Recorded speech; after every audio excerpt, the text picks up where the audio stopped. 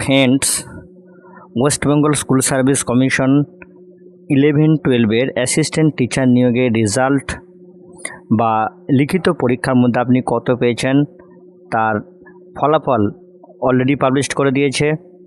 Server এখন আগের ছন্দে স্বাভাবিকভাবেই রয়েছে।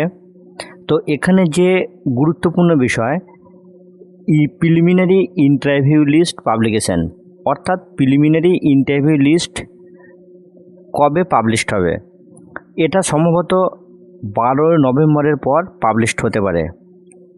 ভেরিফিকেশনের ডেট অলরেডি পাবলিশড হয়ে গেছে 17/11/2025। এবার যেটা জানার বিষয় যে এই প্রিলিমিনারি ইন্টারভিউ লিস্ট কত নম্বরের ভিত্তিতে তৈরি হবে, অর্থাৎ ইন্টারভিউতে যারা ডাক পাবেন তাদের যে মেধা তালিকা সেটা কত নম্বরের ভিত্তিতে তৈরি হবে। ইন্টারভিউ ডাক পাওয়ার ক্ষেত্রে 80 নম্বরের ভিত্তিতে আপনি কত পাচ্ছেন সেটা ভিত্তিতে তৈরি হবে।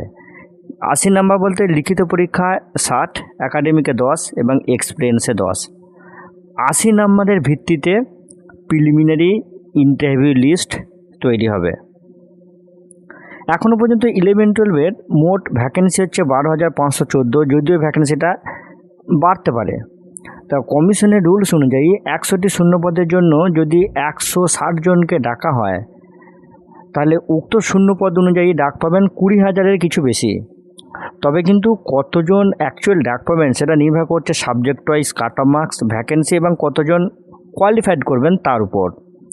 আবার যারা এক্সপিরিয়েন্সের জন্য 10 নাম্বার পাবেন তাদের ক্ষেত্রে হয়তো অনেকে আশানুরূপ ফল করতে পারেননি, কিন্তু তাদের বলবো হতাশার কোনো কারণ নাই, কারণ 60 নম্বরের লিখিত পরীক্ষার মধ্যে আপনি কত পেলেন তার থেকে গুরুত্বপূর্ণ আপনার একাডেমিক এবং এক্সপিরিয়েন্সের মার্কস।